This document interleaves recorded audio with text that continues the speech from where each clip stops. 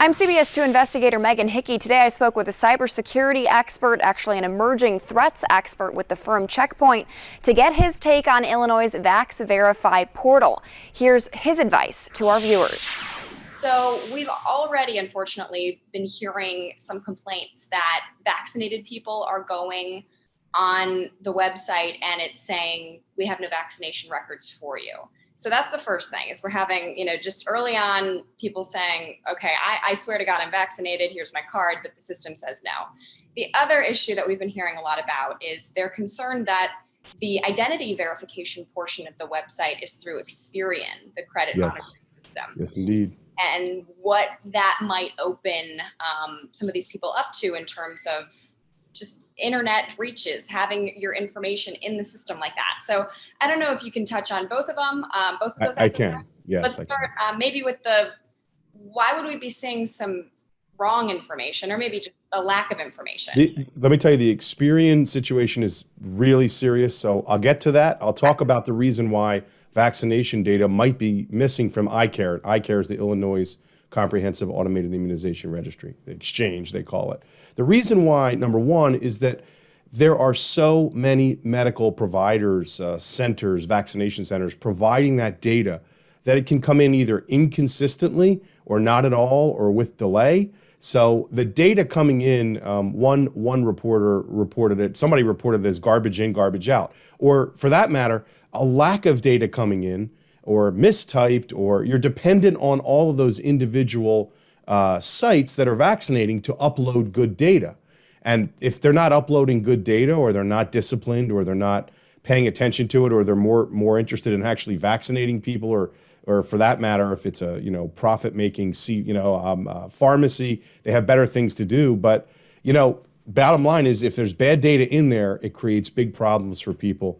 Once they get past the verification, which we'll talk about in a minute, even seeing that online. The second part of it is, how do they go about correcting that? So are you going to maybe call your vaccination site and say, hey, my data is not appearing in this system? You can imagine the bureaucracy that's involved there. So I'm not entirely sure if Illinois has set up a hotline for it, but it'll come back down to either the vaccination centers to provide clean data, or for people to show their actual vaccine card, which of course can be fraudulently duplicated or bought online. We talk a lot about that. It can be bought fraudulently on a variety of places. So how will people that don't want to be vaccinated try to scam that part of the system? So it's a big challenge for sure.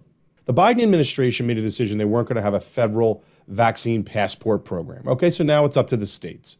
Illinois, New York, many other states are looking at ways of doing it. So Illinois decided to leverage Experian, the credit agency, to do the first step in the verification process.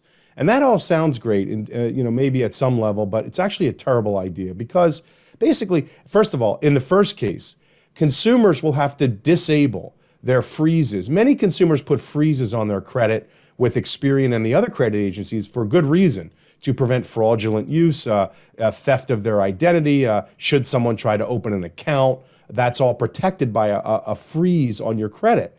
Well, they're going to have to unfreeze their credit with Experian for a period of time to allow the initial enrollment process in this new vaccination download process, okay? So Illinois is forcing all consumers basically to disable this freeze. Now, you could say, well, they can re-enable the freeze after they do it.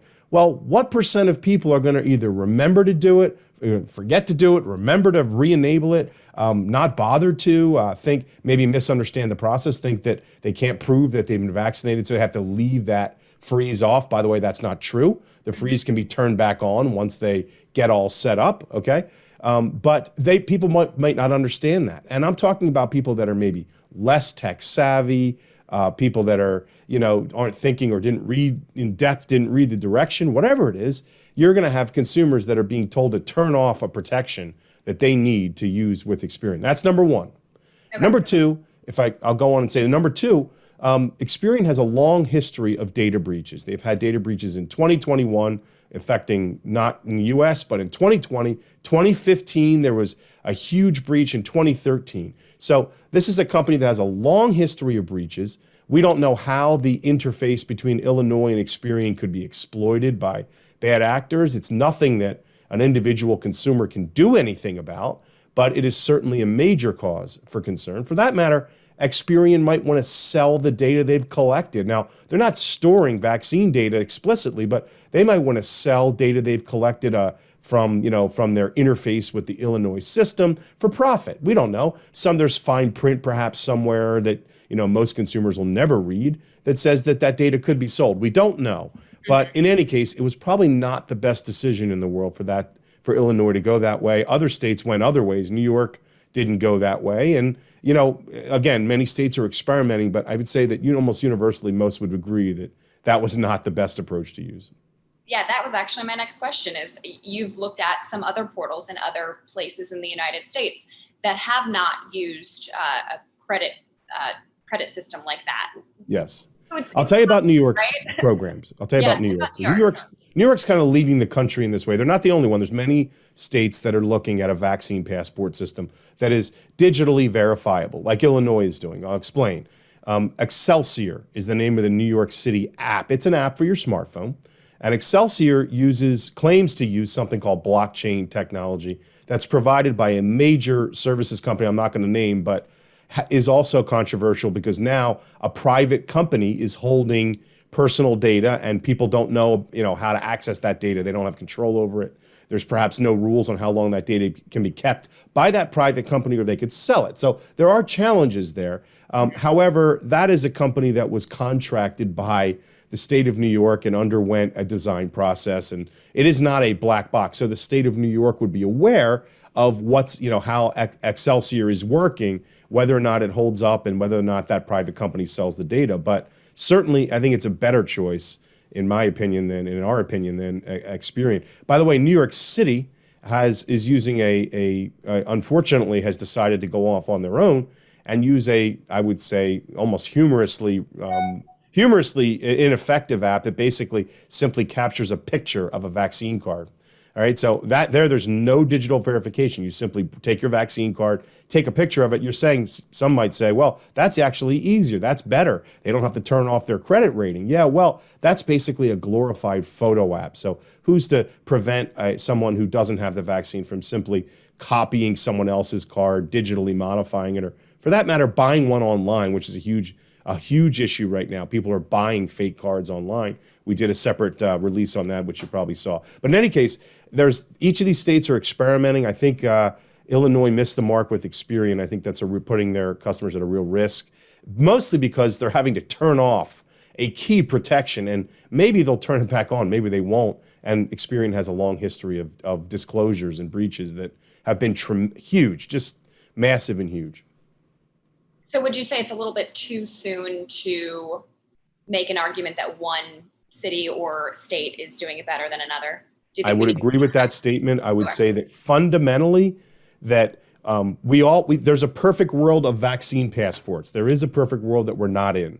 One could argue that a system similar to maybe like the State Department's passport database, which is one of the most secure databases on the face of the planet, could have been extended if time had permitted to capture vaccine data. But the federal government wanted nothing to do with it. So current administration, I'm not taking a political position either way, decided they wanted nothing to do with a federally mandated vaccine passport program. Some countries have mandated it. Admittedly, maybe they're smaller countries, but they've mandated a national vaccine passport system which can be secured centrally. Well, here in the United States, that has not been the decision. So we expect to see states experimenting like this. It'd be nice for the consumer security to be put first, because we don't want to see something happen, for example, where major breaches occur. By the way, if breaches occur against consumers in Illinois that turned off their freezes, they would never even trace it back to this. They would maybe never even remember that they turned it off.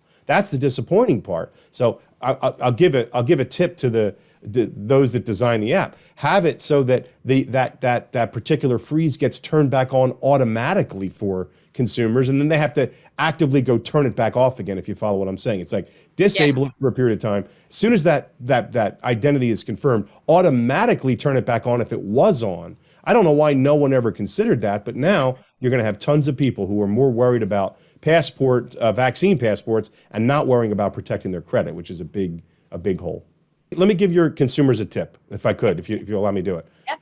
Don't forget to turn your credit freeze back on with Experian. And for that matter, if it happens that you didn't have a credit freeze, it is a good time to consider turning it on. It's a very, very good protection to put in place against possible identity theft, which could be very costly for your viewers. So use this as an opportunity. Don't forget to turn it back on. And if it's not on, turn it on. So this is an opportunity to improve your stance. But don't forget. We did, we reached out to obviously the state, the health department, the governor's office, and said, what are you doing to make sure that we're protecting these users against breaches, against, some issue, like you were saying, with the interface, and they're providing this very personal information. And, they would not elaborate, but said, we've gone to great lengths to protect them, online, and to protect this information.